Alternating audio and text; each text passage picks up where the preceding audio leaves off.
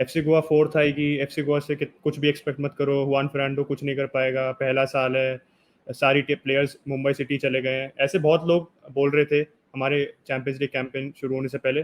But 2 हफ्ते बाद हम थर्ड फिनिश किया है हमने, बहुत पॉजिटिव्स रहे हैं इस कैंपेन में। हमारे रिव्यू प्रीव्यू में, सब में, वॉच अलॉन्ग में हमने नोटिस किया कि गोवा हमेशा अपना 100% दे रही थी, सारे प्लेयर्स ने they played for the batch. So Indian football को बहुत लुक फॉरवर्ड करने को है हमारे पास, lot of positives. So let's begin.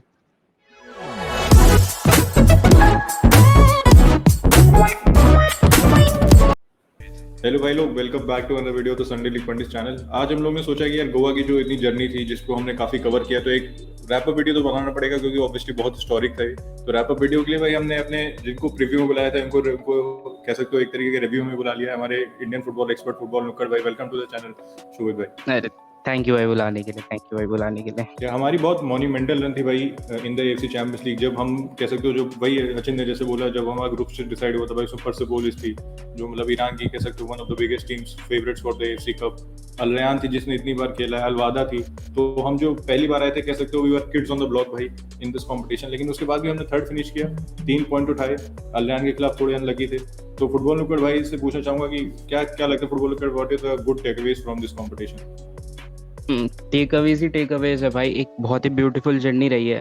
मतलब मैं ही था उन बंदों में से जो कह रहा था कि भाई बहुत डर लग रहा है, क्योंकि अगर आप ऑन पेपर देखोगे तो उन स्क्वाड की जो मार्केट वैल्यू है 100 करोड़ 150 करोड़, तो बहुत ही अमीर स्क्वाड्स थे, अच्छे अच्छे प्लेयर्स हमने देखे हुए, यूरोपियन लेवल पे खेले हुए हैं, वर्ल्ड कप्स में खेले हुए उनके प्लेयर। तो देख के लगता था कि हाँ भाई अच्छे खेल सकते हैं, मतलब अच्छे मैचेस जाएंगे। बट भाई जो गोवा ने करके दिखाया भाई, nobody would have expected this कि इतनी तगड़ी परफॉर्मेंस आएगी। और मतलब इंडियन फुटबॉल के लिए एक बहुत ही तगड़ा मैसेज जाता है कि भाई अभी बहुत स्कोप है इम्प्रूवमेंट का, और भाई अगर हम करते अच्छे से तो भाई हम बहुत अच्छा जाएंगे आगे। मेरा तो यही टेक ऑन है। अभी आप भी बताओ यार, आपके व्यूज क्या है? इतनी बढ़िया जर्नी रही है, आपको क्या लगता है? यार हम लोग शाये नहीं होंगे एडमिट करने में कि the FC Champions League campaign for FC Goa was our entry into the Indian football scene as well, in terms of watching Indian football, getting to know more about Indian football. So definitely यार एक बहुत positive experience था. We got to see so many players and obviously you see the quality of players, जैसे आपने कही अभी शोभित भाई की, how the types of players we will compete against, the likes of Brahimi, seasoned managers, the likes of Laurent Blanc, Eric Ten Sate, or Yahya Gol Mohammadi. All of these are very experienced managers when it comes to the AFC Champions League and in their respective leagues as well. वो अपनी teams के साथ जीते हुए हैं अपने domestic leagues, और AFC Champions League में भी सबका अच्छा रन रहा है। हमने towards the end of the competition देखा भी, जैसे अलवादा जैसी टीम जिनका एक्सपीरियंस अल्टीमेटली उनको it got them over the line. So definitely if you see it from that angle, यार हमारा बिल्कुल भी एक्सपीरियंस नहीं था। This is the first time we are playing in the AFC Champions League. उससे पहले हमारी सारी teams they used to go out in the playoff stages, because obviously यार हमारी क्वालिटी नहीं थी, and if you're expecting us to play well in the playoff stages against teams which have already had the experience of doing that, we can't do that. And अगर हमारी team की performance देखो आप, in general I was really impressed by a lot of players, and I think the main standout player तो सभी बोल चुके हैं, धीरज सिंह है। So like Utkarsh, what do you think, what impressed you most about Dheeraj in that tournament? यार इसमें कोई doubt नहीं, अगर धीरज सिंह नहीं होता तो हो सकता है कंपटीशन में 0 पॉइंट्स होते। टू बी ऑनेस्ट यार, पहले दो ड्रॉ थे, उसमें धीरज सिंह का बहुत बड़ा हाथ था। मेरे ख्याल से जो एक मैच नहीं खेला था परसेपोलिस के खिलाफ, जो हम 4-0 हार गए थे, उसमें हमें दिख गया था कि धीरज सिंह का कितना बड़ा इंपैक्ट है और कीपर क्या एक फर्क लाता है टीम में। नवीन भाई से कोई मेरी खफा नहीं है क्योंकि अब हम थर्ड आ चुके हैं, लेकिन फिर भी उस मैच में काफी फ्रस्ट्रेटेड था मैं उनसे। मैं सोच रहा था कि धीरज सिंह को क्यों नहीं खिलाया। तो धीरज भाई का जो इम्पैक्ट है खाली 20 साल की उम्र में, भाई ये भी आपको देखना पड़ेगा, इज ओनली 20 years old, तो उसमें जो इम्पैक्ट है उसको कोई डिनाई नहीं कर सकता। अगर उनके स्टैट्स वगैरह की बात करें तो ऑब्वियसली 5 मैच खेले थे, आखिरी मैच में इवेंट ऑफ इंजर्ड। एक टेन काटे का कमेंट भी आया था कि वो धीरज को 2 मैच देखने के बाद ही was very impressed from Dheeraj Singh, और उसके साथ वो हाथ मिलाना चाहता था, लेकिन ऑब्वियसली फिर वो उससे मिल नहीं पाया क्योंकि Dheeraj was subbed off. And hopefully Dheeraj जल्दी ठीक हो जाए, क्योंकि इंजरी कुछ सीरियस लग रही थी तभी वो आया, और इंजरी के इम्पैक्ट 20-30 मिनट बाद वो सब ऑफ हुआ, तो हो सकता है उसको कुछ अंदर से दिक्कत लग रही थी। वो उम्मीद करते हैं हमारे फैंस ज़्यादा ना हो, हम उसको जल्दी बैक इन एक्शन देखें। और धीरज की स्टैट्स की बात कर रहे थे यार, धीरज का इस कॉम्पिटिशन में 86.2% सेव परसेंटेज था। 5 मैचों में उसने 25 सेव किए विद परसेंटेज ऑफ 86.2%। अब आपको मैं एक ये चीज समझाता हूँ कि सेव परसेंटेज ये this is more than the best keepers in the Europe. अगर यूरोप में मैं आपको बताऊं, टर स्टेगन का सेव परसेंटेज है 73.6, एलिसन को अगर आप ले लो जो लिवरपूल के लिए खेलता है इज अराउंड 70%, कोर्टुआ इज ऑन 81.8%। तो भाई मैं ये नहीं कह रहा कि धीरज सिंह इन सबसे बेटर है, मैं बिल्कुल ये नहीं कह रहा हूँ, इस कॉन्टेक्स्ट में मत लेना, लेकिन मैं आपको एक बेंचमार्क दे रहा हूँ कि जिससे आप कंपेयर कर सको कि भाई धीरज सिंह ने किस लेवल की परफॉर्मेंस दिखाई। और कोर्टवा is the only keeper in Europe जिसका 80% से ज्यादा सेव परसेंटेज है इन द टॉप 5 लीग्स। तो भाई धीरज सिंह उसके भी 5-6% ऊपर है, तो मतलब कह सकते हो यार सुपरमैन था धीरज, टू बी ऑनेस्ट। और कोई मेरे ख्याल से हाई लेवल से ज्यादा प्रेज नहीं दे सकते, वो basically Superman for our club. और वैसे मैं फुटबॉल लोकर भाई से पूछना चाहता हूँ, धीरज सिंह के अलावा यार, धीरज सिंह ने सबने बात की, हमने देखा उसे कैसी टीम हो जाए, उसके अलावा क्या लगता है कि कौन सा प्लेयर है जिससे आप थोड़े कह सकते हो कि which could be players in our Indian team और उनसे काफी इम्प्रेस हो यार आप? देखो सबसे पहले मैं बोलूँगा शेरिटन भाई, अगर राइट बैक के लिए ना भाई प्रॉपर अभी चल रही है हंट इंडियन टीम की बात करूं, क्योंकि प्रीतम कोटाल को खिलाते हैं। प्रीतम कोटाल एक प्रॉपर राइट बैक नहीं है, वो थोड़ा सेंटर बैक रोल में खेलता है, इसलिए वो ओवरलैपिंग रन्स नहीं बना पाता, हमने बहुत बार ही देखा है टीम में। बट शेरिटन ने जो रन्स बनाई है ओवरलैपिंग रन्स, जो वो क्रॉस में थोड़ी मतलब इनडिसाइसिवनेस होगी, बट लेकिन उसके जो रन्स निकले हैं इस टूर्नामेंट में, जो एक्सप्लोसिवनेस दिखाई है, इतनी पेस है उसके अंदर भाई, शेरिटन तो मेरे को बहुत मस्त लगा है इसमें। उसके बाद अगर बात करें तो ब्रैंडन ऑब्वियसली यार, उसने जो 2 असिस्ट बनाए हैं, जो गोल हमारे आए हैं, जो उसने बॉल्स निकाली है, तो क्रिएटिवनेस, जैसे मैं बोलता हूँ कि टेक्निकलिटी नहीं है प्लेयर में, बट इस बंदे में टेक्निकलिटी हमें दिखी है। बॉल आने से डरता नहीं है भाई, ऑन द बॉल खेलने को मतलब उसको कोई हेजिटेशन नहीं है, तो एक पूरा एक ग्रिट दिखती है बंदे की। उसके बाद मैं बात करूँ तो सैमसन का नाम आएगा, क्योंकि लेफ्ट बैक में तुम्हें पता है कि वो ऑन द बॉल कितना कॉन्फिडेंट था, डुअल्स जीत रहा था, और ड्रिबलिंग और पेस भी डिसेंट है मैं बोलूँगा। थर्ड पे सैमसन आता है। फोर्थ में अगर मैं बात करूं तो ये थोड़ा कंट्रोवर्शियल तो होता ही है, तो ग्लैन मार्टिन्स, अब देखते हैं आपका क्या व्यूज आएगा, बट ग्लैन आई गेस थोड़ा अच्छा खेला है। पहले के 2-3 मैच मैंने बोला था जैसे कि 2-3 मैच में अच्छा खेला है, बट लास्ट के मैचेस में उसने बहुत ही खराब करा है, क्योंकि वो भी कुछ भी शॉट्स मार रहा था, मतलब बिना तुक्के, और बहुत ही ज्यादा वो मतलब गेम का फ्लो बिगाड़ रहा था। तो क्या लगता है उत्कर्ष और अचिंत भाई, ग्लैन मार्टिन्स पे क्या थॉट्स है आपके? यार ग्लैन मार्टिन से बोलूँ तो बिफोर अचिन से पहले अगर मैं आंसर देना चाहूँ, तो आप हंस रहे थे तो आपको पता ही मेरे व्यूज क्या है उस पर। टू बी ऑनेस्ट मैं यहाँ पे अपने वर्ड्स को मिन्स नहीं करूँगा, मैं जो सोचता हूँ बताऊंगा भाई। मुझे लगता है कि ग्लैन मार्टिन के लोग जबरदस्ती चाट रहे हैं, मैं मजाक नहीं कर रहा हूँ। पहले मैच वो फाड़ था अगेंस्ट अलवादा में, सॉरी अल रयान, मैं बिल्कुल डाउट नहीं कर रहा, उसमें मैंने उसको बहुत प्रेस की थी। लेकिन उसके बाद से यार अलवादा के अगेंस्ट ही वो सॉलिड, ही वाज गुड, मैं उसमें वो नहीं कह रहा। लेकिन परसेपोलिस के बाद से यार, उसके बाद से भी लोग उसकी तारीफ किए जा रहे हैं, मेरे सर के ऊपर से जा रही है। हो सकता है यार आप लोग डिसएग्री करते हो मुझसे, तो मुझे कमेंट में बता देना कि आप लोगों का क्या ख्याल है ग्लैन मार्टिन पे। लेकिन मुझे लग रहा है उसको जबरदस्ती आसमान पे चढ़ा के रखा है। परसेपोलिस के खिलाफ पहले मैच में मैं कहूँगा बहुत लो ऑन कॉन्फिडेंस लग रहा था, अच्छी परफॉर्मेंस नहीं थी उसकी। सेकंड मैच में उसने स्टार्ट नहीं किया, तो ऑब्वियसली स्टार्ट वारंट भी नहीं करता था वो। और जब आया था एज ए सब्स्टिट्यूट आया था तो ठीक खेला था, मतलब आई थिंक बुरा नहीं खेला था, अच्छा खेला था उस मैच में। और फिर आखिरी मैच यार अलवादा के अगेंस्ट गोल खिला दिया वहाँ पे।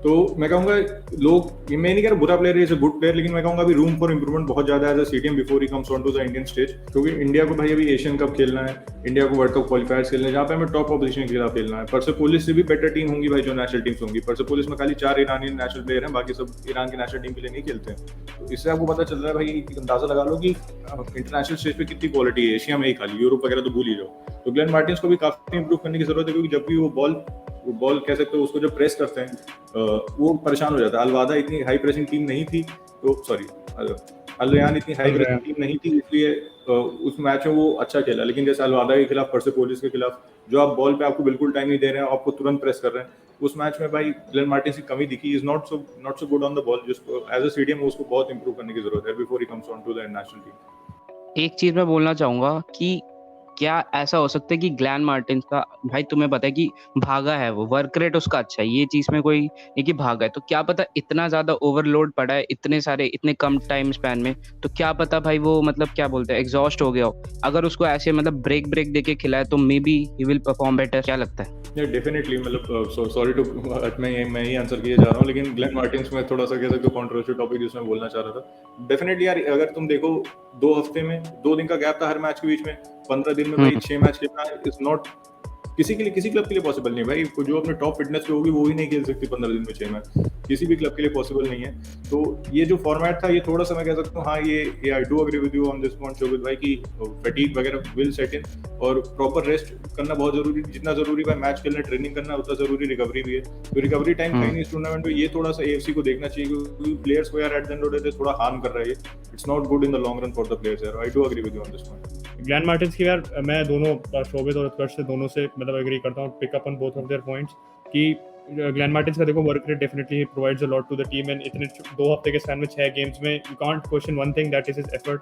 बट वो ये आप थोड़ी से आप देखो मतलब the one thing after this tournament is what is glaringly obvious is he takes too much time on the ball. तो वो कैसे इस चीज़ को टैकल करता है, because he has to definitely improve that, and धीरे धीरे जैसे वो इंटरनेशनल स्टेज पे भी खेलेगा in the qualifiers and in the AFC Cup as well, you see that he definitely has to be more smart about himself. उसको passes simplicity add करनी सबसे ज़रूरी है अपने गेम में।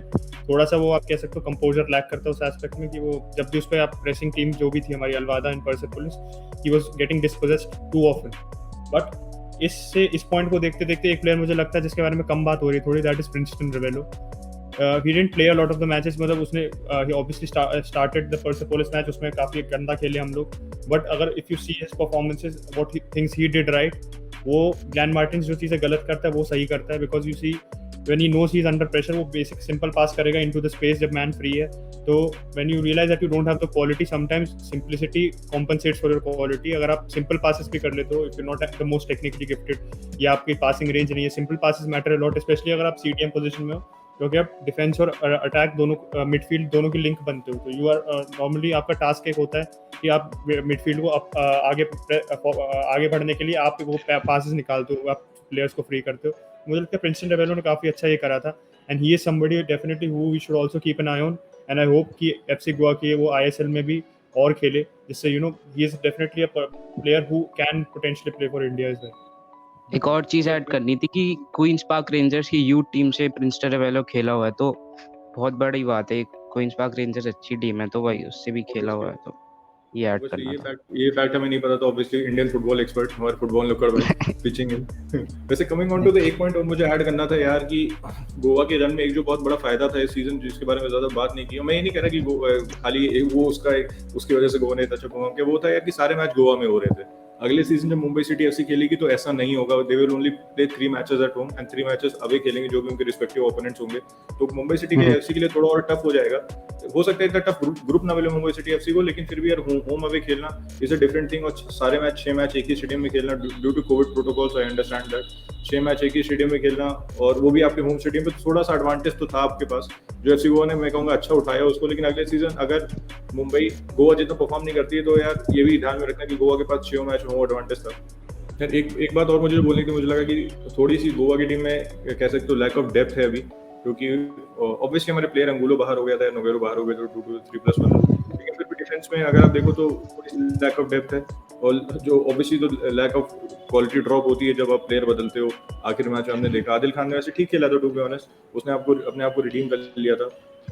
लेकिन उसके अलावा अगर आप देखो यार, ईशान पंडिता का इतना खास टूर्नामेंट नहीं था, उसने मेहनत बहुत की, लेकिन उसकी पोजीशनिंग कह सकते हो थोड़ी कॉल्ड इन क्वेश्चन समटाइम्स, और होल्ड अप प्ले वगैरह उतना अच्छा नहीं था ईशान पंडिता का। मैं बस एक चीज ऐड कर रहा था कि रिडीम ने भी अपने आप को रिडीम नहीं करा इस वाले टूर्नामेंट में। ये बात तो है यार। एक मैच उसने काफी अच्छा प्रॉमिस दिखाया था परसेपोलिस के खिलाफ, लेकिन उसके बाद उसने उसको पिकअप नहीं किया। I do agree with you कि एक मैच जब आया था मुझे लगा हाँ ये अच्छा प्लेयर है, इसको और देखना चाहिए, लेकिन जब उसने स्टार्ट किया उसने कुछ खासा किया नहीं, तो थोड़ा सा डिसअपॉइंटेड हुए इन दो प्लेयर से। तो with that guys we will wrap up this video. Obviously big thanks to Shobhit भाई for coming on to the show, और इनका चैनल सब्सक्राइब करो भाई, फुटबॉल लुक्कड़ अभी लेट भी बहुत बढ़िया कर रहे हैं ये, एंड ऑब्वियसली बहुत बढ़िया वीडियोस होते हैं, काफी इन्फॉर्मेटिव होते हैं, इंडियन फुटबॉल एक्सपर्ट तो मेरे बुलाते हैं। तो सब्सक्राइब करो शोभित भाई को, डिस्क्रिप्शन में लिंक डाल देंगे आपके लिए। And thank you so much for watching everybody. Please subscribe to our channel, Shobhit भाई के चैनल को भी सब्सक्राइब करो, he is doing well as first set, and consider liking this video, sharing it with your friends. जो लोग Indian football में अभी इतना नहीं जिनको नॉलेज है या उनको आप चाहते हो कि वो भी फॉलो करें, तो उनके साथ डेफिनेटली शेयर करो। We also want that Indian football should be covered and should be followed a lot more. अभी बहुत कम ही लोग देखते हैं। So thank you so much for watching guys, and bye bye. Bye bye.